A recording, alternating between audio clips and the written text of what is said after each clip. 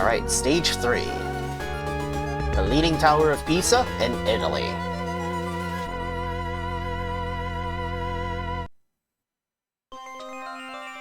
Alright, so straight away in stage 3 we're attacked by Harpies.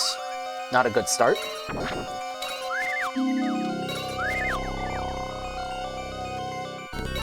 They take 2 hits to down.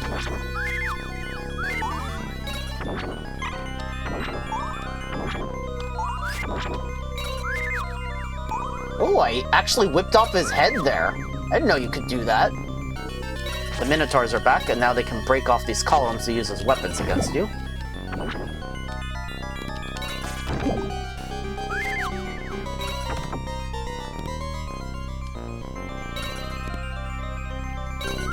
Go away, Harpy.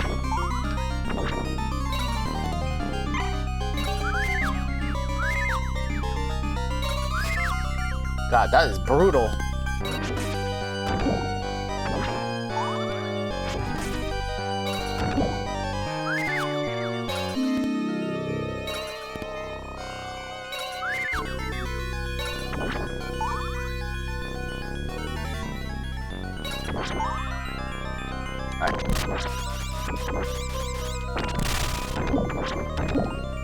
I don't want to take a chance with those. Alright, now let's just move through here quickly.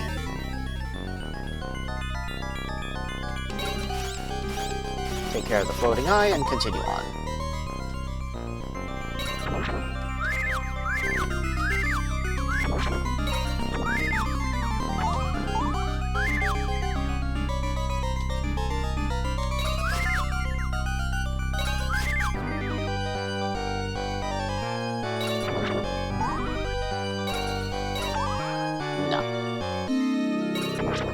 Alright, so this segment is a little unique for John, because Eric can't pass through here. Eric has to take a different path.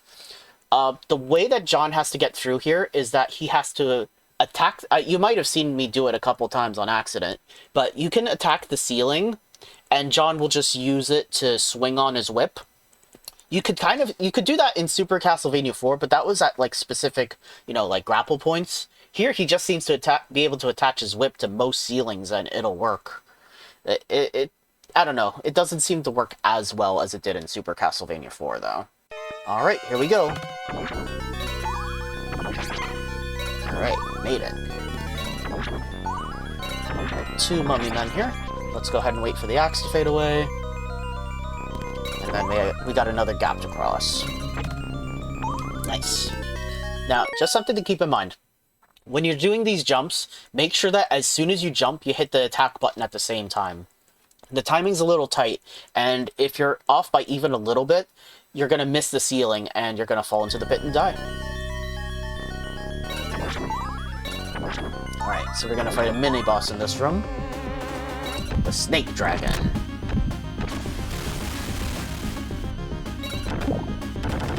Goodbye to you, sir. And now we get to scale the actual Leaning Tower of Pisa, which is in fact rocking back and forth and filled with Medusa Heads too. Also, for the items in this area, something to keep in mind is that because the ground is unstable, they actually just phase in and out of the platforms, so they won't just rest on the ground. If you want the items inside the candles, you gotta make sure that you're standing directly underneath it when you attack it. Otherwise, it'll just drop to the bottom of the screen and you'll miss it.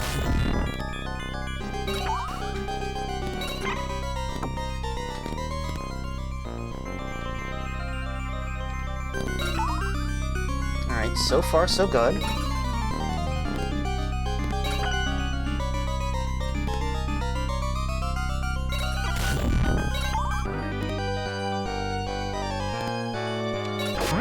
There's a screen clear.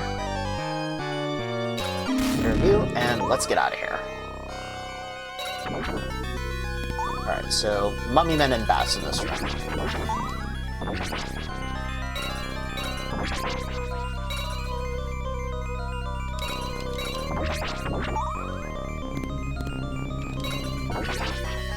Cool, we took care of him, and we took care of you.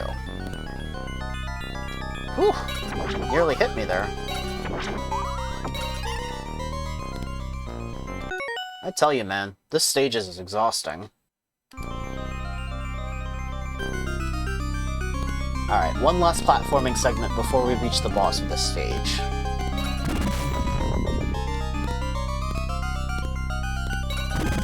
So as you can see, these enemies do drop jewels, but they can also drop sub-weapons as well. So you gotta be really careful that you don't accidentally pick one up that you don't want. Much easier said than done though, especially this part right here.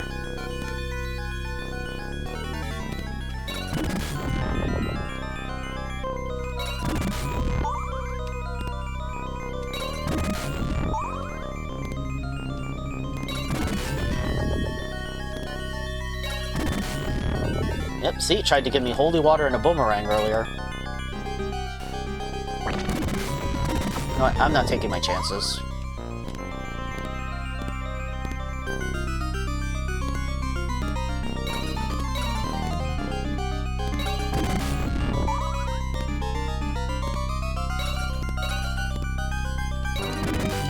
Nope. I'm not taking that.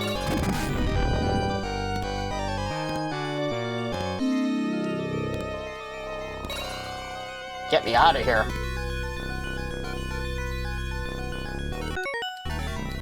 Okay, so we finally made it to the boss of this area. So, Gargoyle. It flies around using its tail to whip either left or right side of the tower. It can extend its tail and fire projectiles at you a few times, three-way shot style. As it gets low on HP, it'll attempt to bounce on you. It'll hop on the left, right, and center of the tower to try and knock you off the tower.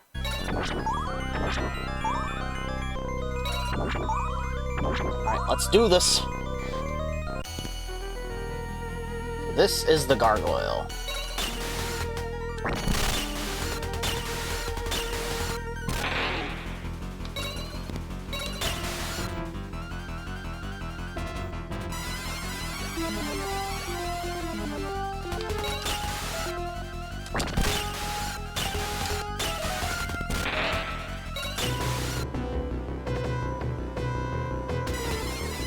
Alright, now it's gonna try to hop on us.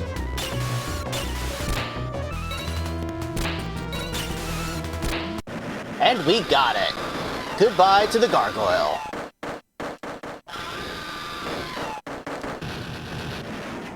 Nice.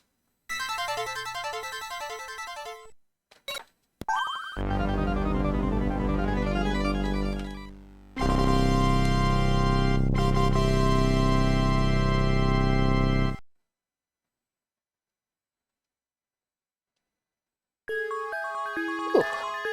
Nice. Alright, stage 4.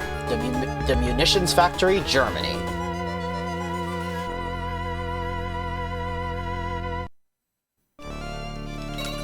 Banger alert, guys. So this is Iron Blue Intention. It's an absolutely classic Castlevania tune, and it's been remixed several times throughout the Castlevania series. Now, as for this area itself, it's pretty toxic, not gonna lie. So you can see there's skeletons everywhere, throwing bones at you from pretty much every angle imaginable. And you can't do a damn thing about the ones in the background either. So the best thing you can do is just try to get through this area as quickly as possible, before you take too much damage.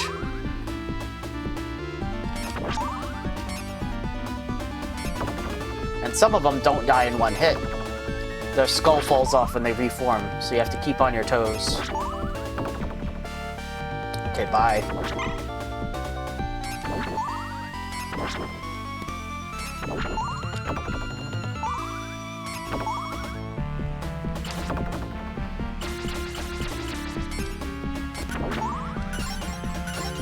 Hey, wall meat.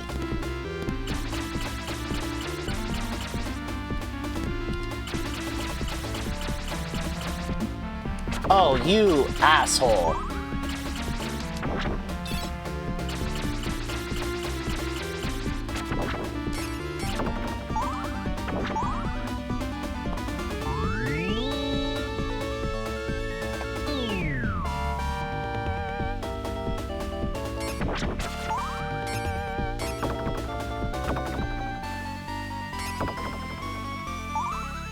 At least you can jump on and off ladders in this game.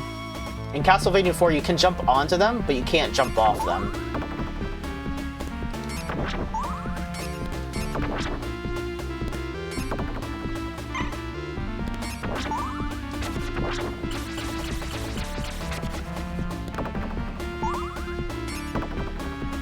Nice try.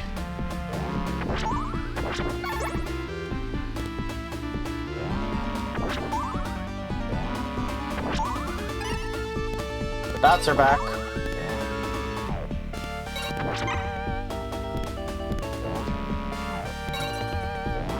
I can't believe that didn't hit me.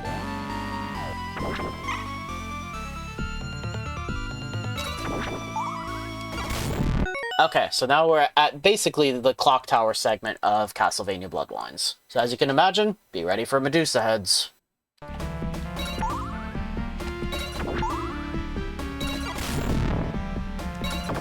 So in addition to the Medusa Heads, we also have these new types of skeleton swordsmen to deal with.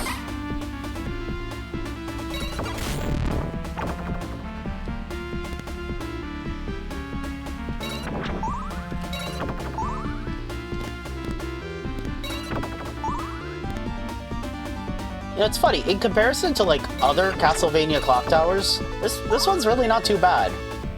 It's kind of tame in comparison. Medusa Heads are always a pain, though. Gotta watch for them. And at least in this game, unlike Castlevania 4, if you fall down in an ascending area like this, it's not like the ground ceases to exist beneath you and you die. You actually have another chance to climb back up. I don't know why Castlevania 4 did it like that.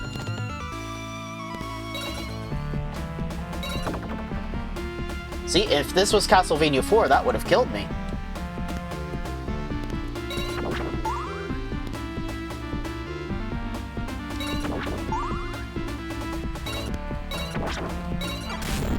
Got ghosts to deal with in this area.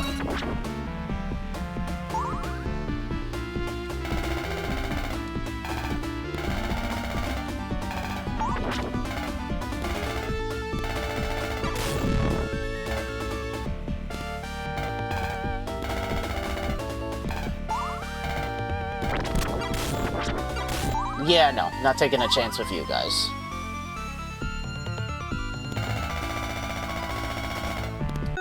Okay, so Miniboss coming up. The Creature / Frankenstein. He can strike the ground to electrify the... He can strike the ground to electrify the floor. He also has a weird whip thing attached to his fist. He can spin it around in front of him or whip it horizontally across the room. You'll need to use the platform to avoid the floor shock. Alright, here's Franky. And he's out of there. Goodbye to the creature. Poor Franky. Sometimes he's a boss, but then sometimes he's just a mini-boss, like right there. Alright, so I don't like this area because of the blade traps.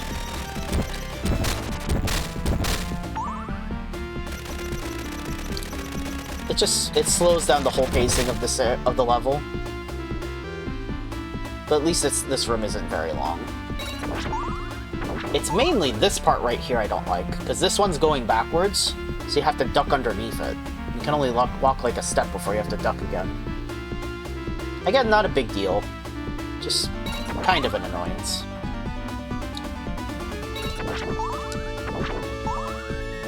Alright, so we're getting close to the end of the level now.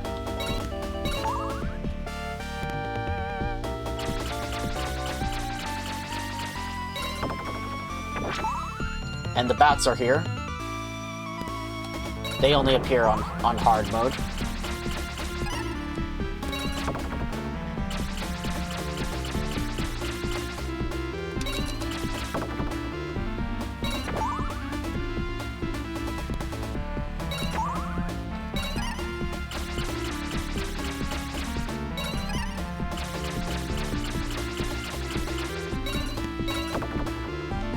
Ooh.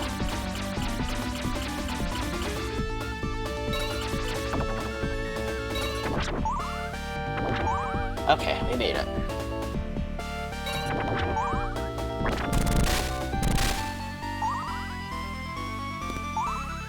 Okay, so we're about to fight the boss of Stage 4, and it's called the Gear Steamer. Its weak point is the orb in the center. It shifts forms by rearranging its gears. In its base form, it can hop over the other side of the room. If it crouches down, it's about to toss several gear projectiles that you'll have to dodge. It can also slide the gear projectiles along the ground at you. While crouching, it can hover upwards and float to the other side of the room. It can also morph into a car, quote-unquote car, and try to ram into you along the ground. Also, if you see it lean backwards, it's about to jump, then land in the middle of the room and start flailing its arms like crazy. Alright, here we go, the Gear Steamer. This thing has quite an arsenal of attacks at its disposal.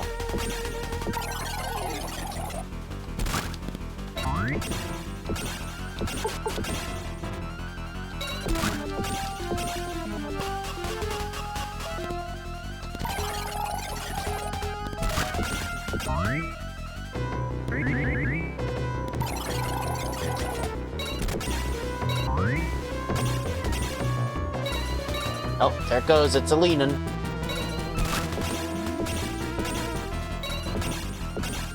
And we got him!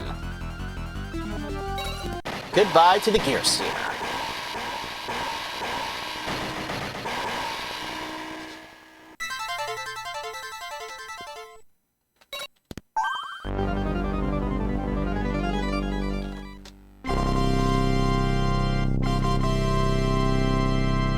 Stage 4 cleared.